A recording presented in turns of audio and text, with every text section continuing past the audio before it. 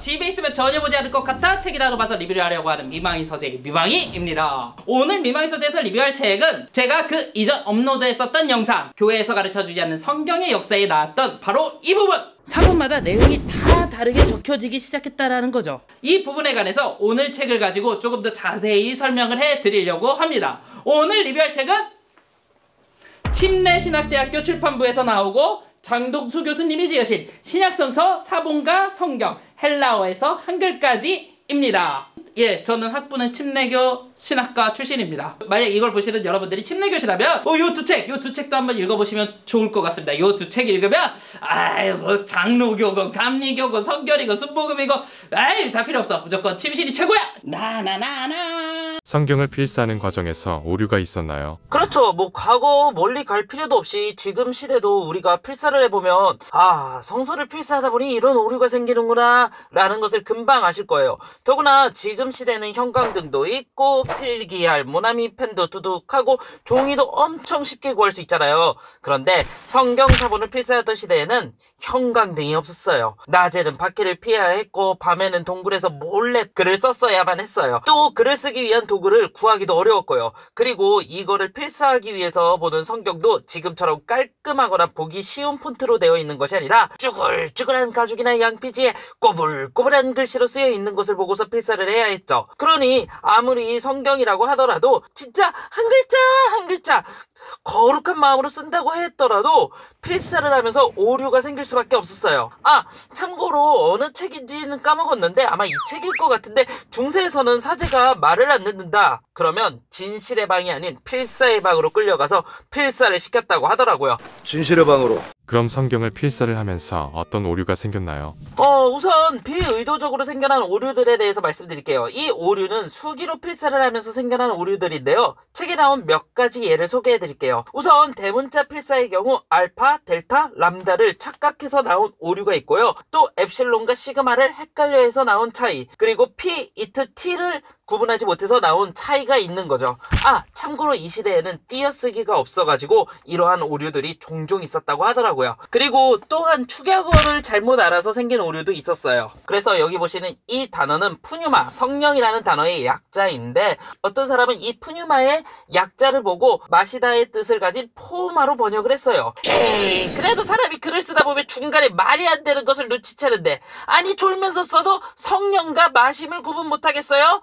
라고도 하시겠지만 이 오류는 고린도전서 12장 13절에 나온 오류거든요. 고린도전서 12장 13절을 보면 공교롭게도 성령과 마시다 라는 단어가 같이 쓰여 있어요. 그러니까 필사자 중 일부는 성령이라는 단어를 없애고 이전에 필사하시던 분들이 졸다가 마심을 두 번 쓰셨구나 하고 넘어가는 경우도 있었다고 하더라고요. 그리고 이렇게 자꾸 오류가 생기니까 교회 입장에서도 찝찝했어요. 아무리 인간의 실수가 개입되었다고 하더라도 그래도 성경인데 어떻게 필사하면서 오류가 생기겠어? 야, 이 오류를 보완할 수 있는 개념을 다시 생각해와! 라고 교회는 지시를 했고 이에 필사자들은 혼자가 아닌 2인 1조로 필사를 하기 시작했어요. 한 사람은 아주 천천히 성경을 읽어주고 또 다른 사람은 순전히 귀에 의존해서 글을 적는 작업을 시작했죠. 그러면 앞서 나왔던 실수인 단어를 잘못 읽거나 썼던 단어를 반복해서 쓰는 실수가 확연히 줄어들겠죠. 그런데 여러분, 이러면 무슨 문제가 다시 나올까요? 한글에서 눈과 눈, 배와 배, 벌과 벌과 같이 같은 발음인데 다른 뜻을 가진 것처럼 불러주는 사람의 발음에 따라 생기는 오류들이 발생하기 시작했어요. 여기에 있어서 가장 유명한 오류가 바로 로마서 5장 1절인데요. 로마서 5장 1절에는 에코오멘이라는 동사가 있어요. 그런데 이 에코오멘이라는 것이 에코맨이라고 짧게 발음하면 단모음 오미크론이 들어가고요. 에코맨이라고 길게 발음을 하면 장모음 오메가가 들어가요. 그런데 이 별거 아닌 단모음 장모음 차이로 성경의 내용이 달라졌어요. 앞선 단어는 우리가 화평을 가지고 있다라는 내용이 되고 뒤의 단어는 우리가 화평을 누리자라는 뜻이 돼요. 이게 웬만한 실수는 현대학자들이 찾아내고 금방 잡아낼 수 있는데 이 로마서 5장 1절과 같은 오류는 지금까지도 서로 지지하는 학자들이 달라요. 그래서 한글 성경에도 개역 한글판, 개역 개정글 번역하신 분들은 오메가가 들어간 화평을 누리자라는 권면의 형식으로 번역을 했고요. 반대로 새 번역을 번역하신 분들은 오메가가 아닌 오미크론이 들어간 화평을 누린다라는 의미로 번역을 했죠. 그럼 사본마다 이런 사소한 오류만 있나요? 누군가는 여기까지 보시고 아니 그래도 성경인데 뭔가 신비로운 영이 글을 쓸 때 펜대를 조정해 주시고 아니면 하다못해 귓구녕에 있는 귀지대도 제대로 파주셔야 하는 거 아닌가?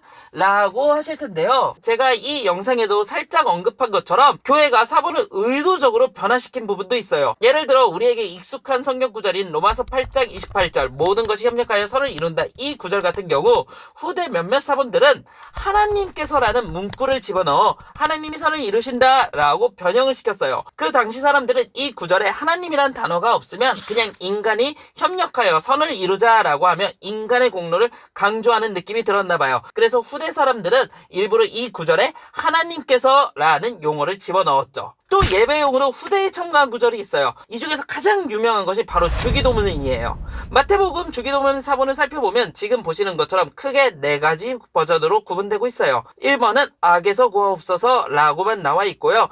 2번은 악에서만 구하옵소서 아멘이라고 나와 있고 3번은 악에서 구하옵소서 나라와 권세와 영광이 영원히 당신의 것입니다. 아멘으로 나와 있고요. 4번은 악에서 구하시옵소서 아버지와 아들과 성령의 나라와 권세와 영광이 영원히 당신의 것이기 때문입니다. 아멘으로 되어 있어요. 이 중 사본학적으로 봤을 때는 원문은 사실 1번이 제일 가까워요. 그런데 처음 교회에서 이 기도문을 예배 의식으로 사용하다 보니까 교회에서는 3번 버전을 선호하면서 쓰기 시작했던 거죠. 네?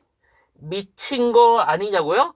어딜 감히 그것도 빨간색으로 되어 있는 매주마다 암송하는 주기도문의 변화를 이야기하냐고 말씀하시는데 제가 앞서 언급한 로마서 5장 1절, 로마서 8장 28절 주기도문의 사본의 차이는 여러분들이 가지고 계신 대한성서공회에서 나온 성경 밑에 다 나온 이야기예요. 성경에 아주 조금만하게 나온 이 한 줄짜리 이야기를 지금 풀어서 설명하다 보니까 이렇게 길어진 거죠. 그럼 이렇게 서로 다른 사본 간의 원문은 어떻게 정해요? 사실 여기서부터가 겁나 복잡해요. 사본학이라는 것이 그냥 야, 이 사본이 이 사본보다 오래됐어. 이 사본이 원조요. 라고 하면 될 것 같잖아요. 그런데 여러분, 인생사처럼 사본학이 그렇게 단순하지가 않아요. 예를 들어 A 사본은 100년에, B 사본은 200년에 적혔다고 칠게요. 그러면 우리의 생각으론 100년에 적힌 A가 원본일 것 같잖아요. 그런데 때때로는 B가 원본에 가까운 사본일 수도 있어요. 왜냐하면 A도 C라는 사본을 베꼈었는데 C는 80년에 적힌 사본이고 B라는 사본은 D라는 사본을 베꼈었는데 D는 C보다 훨씬 더 오래전에 적힌 70년에 적힌 사본이라면 그리고 D와 C는 현재 존재하지 않는다고 가정했을 때에는 더 오래된 원문은 B에 가깝다고 할 수 있는 거죠. 그래서 사본학자들은 단순하게 연대뿐만 아니라 헬라어 문법 그리고 고대 교부들이 해당 성구를 어떻게 인용했는지 그리고 해당 사본이 다른 사본에게 얼마만큼 영향을 주었는지를 다 종합적으로 분석해야 해요. 그러니 사본학자들은 남은 사본들을 가지고 어떤 사본이 원문에 가까운 사본인가를 찾는 작업을 할 때에는 머리가 빠질 수밖에 없죠. 그래서 저는 개인적으로 신학계에서는 다른 박사하기보다는 사본학으로 박사를 밟으신 분들은 우선 조금 더 리스펙해주는 경향이 있어요. 그 외의 책에 대한 서평은 없나요? 제가 사실은 신학대학교 출판부에서 나온 국내 교수님 책들은 별로 선호하지 않아요. 왜냐하면 신학교 출판부에서 나온 책들은 좀 어려운 학술적인 책들을 좀 국내 신학생들의 눈높이에 맞춰서 좀 하이호환, 다운그레이드 시켜가지고 나온 책들이 많기 때문에 저는 개인적으로 신학교 출판부에서 나온 좀 교수님들의 책은 별로 선호하지를 않아요. 그리고 이 책도 얼핏 보면은 제가 지난번 리뷰했던 사본학 이 책의 좀 다운그레이드 버전, 하이호환 버전이라고 느껴지실 수도 있어요. 그런데 저는 개인적으로 그럼에도 불구하고 이 책은 정말 좋다고 생각해요. 왜냐면 이 책은 뭐 브루스 매츠거의 사본학이나 아니면 패브릭 브루스의 책들을 다운그레이드 시켜서 이식시켜 놨다라는 느낌보다는 국내 저자인 장동수 교수님이 학자로서 자신만의 연구의 생각들을 좀 잘 기술을 해 놓았기 때문에 무조건적으로 이 책이 단순하게 뭐 유명 저자들의 책들을 다운그레이드 시켜 놓은 책이다 그렇게 이야기할 수는 없는 책이라고 생각하기에 저는 개인적으로 만약에 지난번 제가 리뷰했던 사본학이라는 책이 읽기 너무 어렵다라고 생각되시는 분이 있다면 이 책 읽어보시는 거 괜찮을 것 같아요. 다만 아쉬운 건 제가 듣기로는 뭐 이 교수님이 은퇴를 하셔가지고 이제 이 책도 이제 교재로 안 삼고 절판이 되었다고 하는데 침신대 다니시는 분들이 있으시다면 이 책 한번 구해서 읽어보시면 또 뭐 신학에 있어서 많은 도움이 되지 않을까 싶어요. 겉표지나 아니면 내지 디자인 같은 경우에는 딱히 리뷰를 할 만한 내용이 없어요. 그냥 굉장히 평범한 책이에요. 우리가 사본학을 알면 뭐가 좋은 건가요? 진짜 정말 최고의 질문이에요. 제가 이 책을 통해서 말씀드리고 싶은 거는 뭐 주기도문은 뭐 변개되었다, 뭐 로마서 뭐 어쩌고 저쩌고 뭐 다 사실은 뭐 사본이 중간에 변개되었다, 뭐 헬라어를 뭐 공부를 해라, 이런 이야기를 드리고 싶어서가 아니에요. 제가 이 영상을 통해서 드리고 싶은 말씀은 우리가 성경의 사본들이 이렇게 변화하는 과정이 있었으니까 우리가 굳이 막 특정한 번역본이나 아니면은 성경을 해석할 때 막 특정한 단어에 얽매여서 성경을 바라볼 필요가 없다라는 거죠. 그러니까 우리가 이상적이라고 생각했던 그 초대교회, 그 박해와 환란 속에서 예수님을 정말 끝까지 믿으며 순교를 하셨던 그분들 중에서 일부는 주기도문을 할 때 악에서 구하옵소서 아멘이라는 성경을 보신 분들도 계시고, 어떤 분들은 주기도문에 있어서 성부와 성자와 성령의 나라가 영원히 당신의 것입니다, 아멘이라고 보신 분들도 계시고, 또 어떤 분들은 성령과 마시다를 혼동하면서 보신 분들도 계시다는 거예요.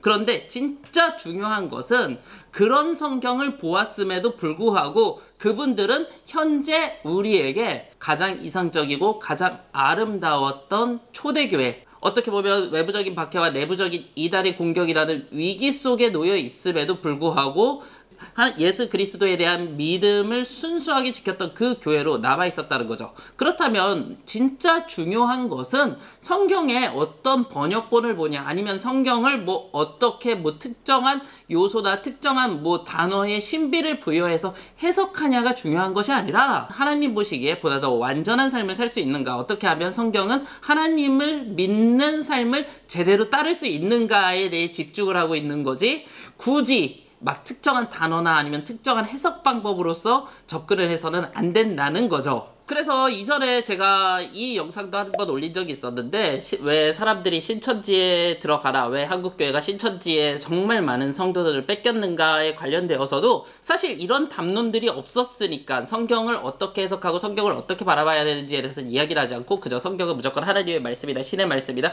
무조건 읽어라, 뭐 이해가 안 되면은 뭐 그 안에서 하나님 기도하다 보면 하나님이 신비스러운 비밀 코드로 너희들에게 다 알려줄 것이다, 이렇게 우리가 어떻게 보면 생각을 하고 이런 생각에 굉장히 치중해 있었다 보니까 사실은 신천지한테 넘어갔었던 거죠. 이상으로 집에 있으면 전혀 보지 않을 것 같아 책이라도 봐서 리뷰를 하려고 하는 미망이 서재, 장동수 교수님이 적으신 신약성서 사본과 정경 헬라어에서 한글까지 리뷰 마치도록 하겠습니다.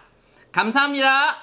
쿠키 영상 2개 있습니다. 신천지가 접근을 하면 이제 드립을 칠 수 있는 하나의 요건들이 생기죠. 뭐 예를 들어 신천지가 막 접근을 해요. 막 신천지가 막 어떠한 성경은 요렇게 해석이 되고 성경은 요런 구절로 해야 됩니다. 그러면은 딱 들으면서 저희 근데요 그거 헬라어로는 어떻게 해석이 되나요? 그 제가 아는 헬라어 사본에서는 그 단어는 그렇게 해석이 안 되는데요. 혹시 그 사본 번호 좀 알 수 있을까요?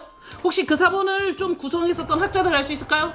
혹시 그 사본의 새로운 버전 나왔는데 그 버전은 또 안 들어보셨나요? 뭐 이런 식으로 드립을 날릴 수 있어요. 아 근데 뭐 그렇다고 뭐 굳이 꼭 거기 가서 그러실 필요는 없어요. 거기 가서 그러시면은 좀 상해를 입으실 수 있고, 만약에 이제 신천지가 접근을 하면 이런 식으로도 드립을 날릴 수 있다라는 거 하나 말씀드릴게요. 뭐 그렇다고 뭐 제가 이 뭐 장동수 교수님을 딱히 존경하거나 뭐 이분 수업 들어본 적 없어요. 저 딱히 이분 수업 들어본 적도 없고 그냥 이거 리포트 교재라서 옛날에 샀었던 거고, 뭐 굳이 지금 다시 시간 돌리면 아마 웬만하면 말씀드린 것처럼 신학대학교 출판부에서 나온 책들은 잘 안 샀을 것 같아요.